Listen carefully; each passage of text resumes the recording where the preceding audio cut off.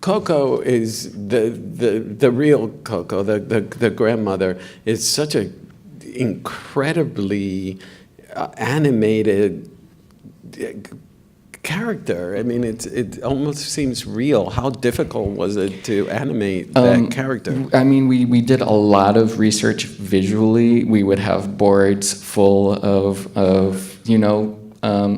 weathered skin as reference for the shading. We the details down to the little whiskers on her chin and the sense that just the level of controls that you have on that face for those subtle expressions. It was something one of the scenes that remained in the film from the very first screening to the very last is the scene song for Coco, which the film, it's the right before the last scene where Miguel sings to his grandmother, and we knew that scene would be where the film leads to.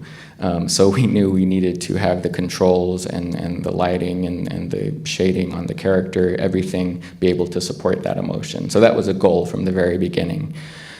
I think my personal opinion is that the reason why it feels so real and so emotional and so well observed is that, again, from the very earliest screenings, people at the studio understood what this film would be able to do in terms of emotional resonance for people who felt a longing and a connection to someone who had passed away. And my personal opinion is that every person who animated Mama Coco and Miguel in that scene put in a little bit of extra effort, because they, in the same way that for me, in making this film, I had some particular people in mind who I was making it for. I think each of the animators, each of the shaders, each of the lighting artists had someone that they were making this film for, and put that extra effort in to just make that moment as beautiful as it is. How important do you feel in this political climate that we're living in that we have a film like Coco? We started making this film 6 years ago, and the climate was very different then. I think we've all been a little surprised by how it's changed, or how our impressions of it have changed.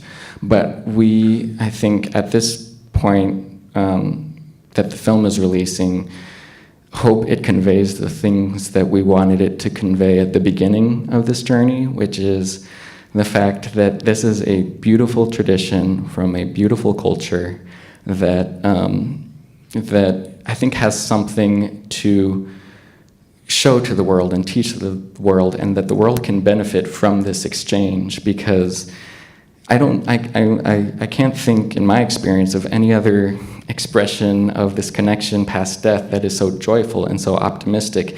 And it's allowed us to make this story that I hope makes you want to pick up the phone and call up someone you love and say, tell me your stories. That comes from the Mexican culture. That comes from these beautiful families. And, I think it's as good a time as ever to show that and to reflect the beauty and the value and